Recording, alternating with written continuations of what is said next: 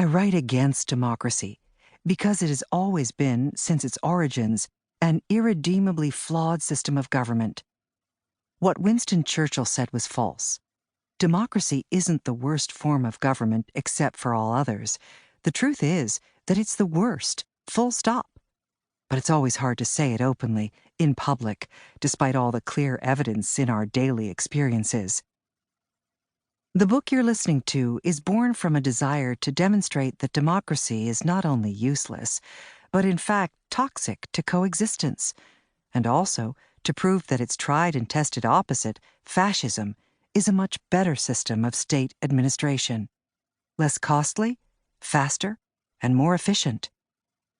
This text aims especially to be a comprehension tool for the more educated classes exhausted by democracy, because it has never been necessary to explain to the masses that fascism is better.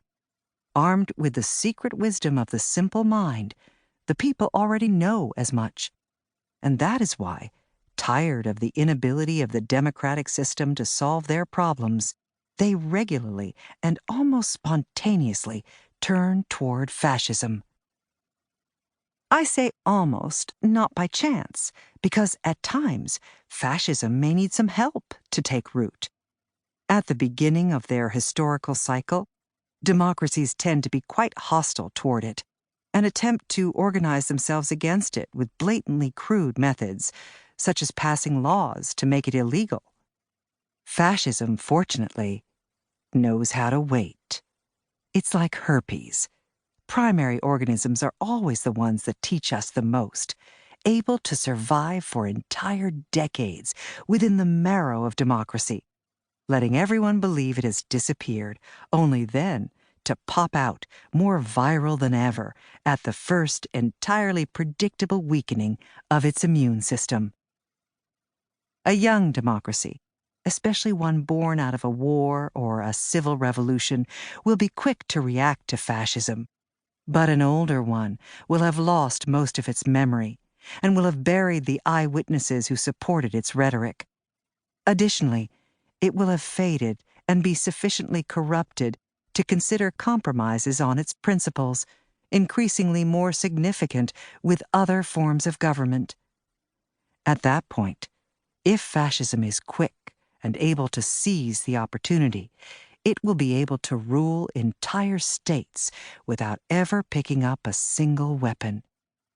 It will be democracy's own tools that will allow it to establish itself and finally prevail.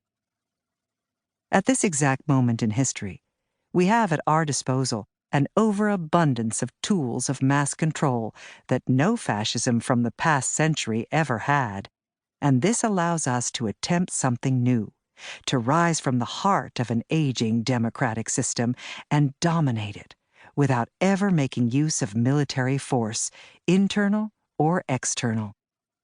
By manipulating the tools of democracy, we can make an entire country fascist without ever even mentioning the word fascism, which might still raise some resistance even in a faded democracy. Rather, we should ensure that fascist language is socially accepted in all spheres of communication, suitable for any topic, like an unlabeled can, not left, not right, that can be passed from hand to hand without anyone ever touching its contents.